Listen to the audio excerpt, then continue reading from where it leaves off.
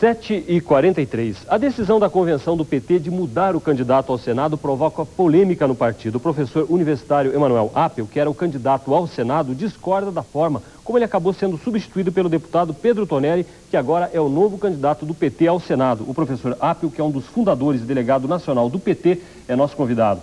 Bom, professor, o senhor disse que ficou surpreso. O senhor era indicado desde a prévia em dezembro do ano passado, existiu depois uma convenção e agora, no último domingo, o senhor disse estar surpreso com essa troca do candidato ao Senado. Na sua visão, o que aconteceu?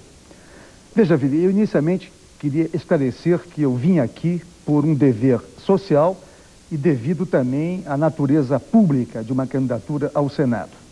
Para controlar a minha profunda indignação, eu quero pedir a todos que imaginem o seguinte cenário. Quem está aqui agora é um professor de filosofia da nossa universidade, falando sobre a destruição, o massacre, a liquidação da candidatura do professor Emanuel José Appel.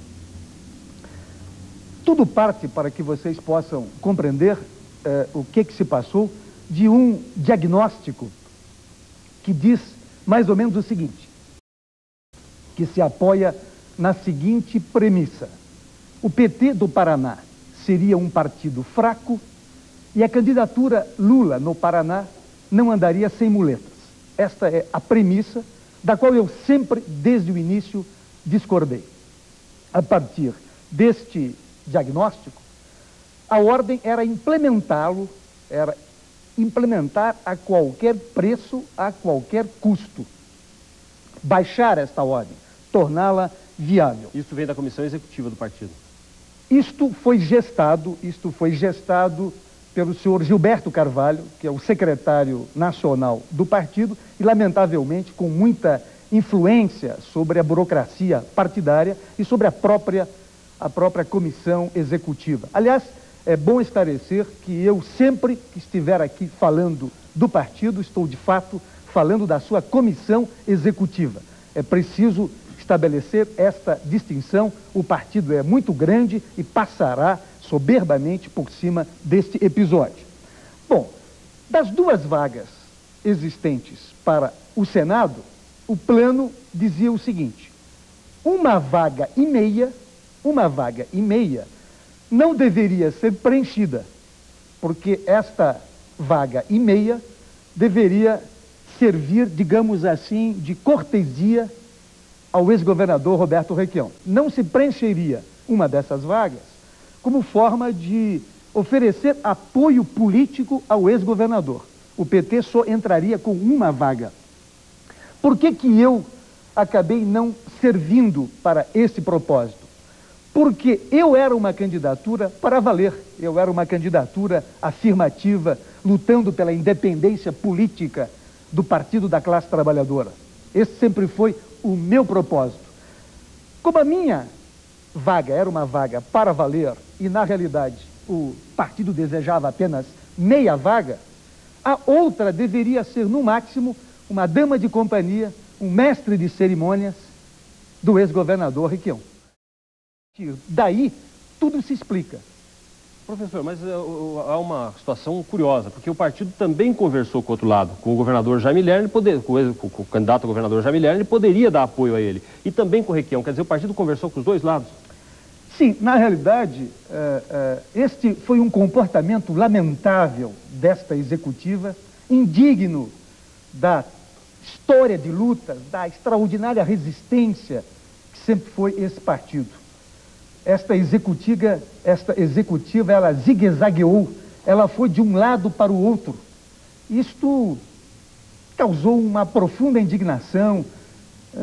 Nas 80 cidades que visitei enquanto candidato, diversas pessoas reclamaram desta postura. E eu sempre me posicionei contra. O senhor pretende agora deixar o PT a partir dessa situação? Não, absolutamente. Eu pretendo... Inicialmente, eu quero dizer que vou formular, vou oficializar uma denúncia desta executiva junto aos diretórios estadual e nacional do partido. Vou fazer uma acusação de traição aos interesses do partido. Vou acusá-la de ter manchado terrivelmente a imagem desse partido.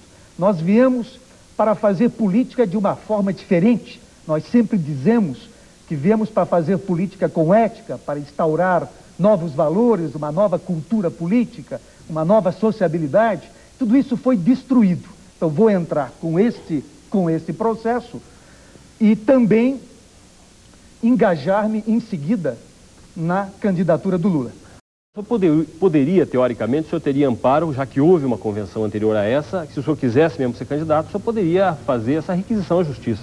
Ah, sim, muitos juízes me disseram isso. Na medida em que a minha candidatura, ela começa, de fato, sendo apontada pelas inúmeras micro-regiões, lá por outubro, depois nos encontros de 11 de dezembro, de 19 e 20 de fevereiro, e na verdadeira convenção, que foi a convenção de 8 e 9 de abril, eu fui indicado, e sempre a minha indicação, por aclamação, foi uma derrota da política implementada pela comissão executiva. Portanto, eu desde o início estava cercado por mestres da sabotagem. Eles sabotaram intensamente a minha candidatura desde o início. Bom, pelo que o senhor está dizendo, dá para concluir então o seguinte, que em vez das candidaturas próprias, na verdade, se colocava uma situação para facilitar apoios a outros candidatos externos aqui no Paraná e não exatamente a eleger realmente um candidato ao Senado? Essa era a situação? Claro, eu acho que, no limite, este diagnóstico estava dizendo o seguinte: o PT no Paraná nem precisa ter candidaturas majoritárias. E as candidaturas que permanecem ficaram arranhadas nesse processo? Obviamente que sim. Vai ser preciso, novamente, a combatividade dos militantes, vai ser preciso a inserção na sociedade civil, vai ser necessário, enfim, recuperar a história de lutas desse partido para estimular essas candidaturas. Finalizando, professor, quer dizer que o partido, o senhor acha que na situação já complicada, fica numa situação mais complicada ainda a partir dessa divisão? Sem dúvida. Um processo como este, que liquida de forma violenta uma candidatura legítima, exigida em diversos momentos por assembleias soberanas, nenhum partido pode se fortalecer num processo como esse. Mas eu gostaria de dizer que eu continuo acreditando nesse partido. Aliás, Vili, até quero deixar aqui o meu material de campanha, como uma espécie, ao entregar isto para você, fica a vontade que eu tinha de entregá-lo pessoalmente. O senhor chegou a fazer o material de campanha que não vai ser usado aqui, também então. O meu adesivo de lapela. A minha vontade, a minha imensa alegria era, de porta em porta, abraçar os trabalhadores, cumprimentá-los um a um, os trabalhadores, os marginalizados da cidadania. Isso não foi possível. Mas o professor Emanuel sempre foi um homem de combate. Fica aqui o meu aceno de velho companheiro de jornada e a nossa palavra de estímulo. Afinal de contas, a vida e a luta continuam. Obrigado. Obrigado, professor, pela presença conosco. E vamos ver agora as condições dos principais aeroportos do estado. Os aeroportos de Londrina, Maringá e Foz do Iguaçu estão operando normalmente. O de Curitiba opera por instrumentos.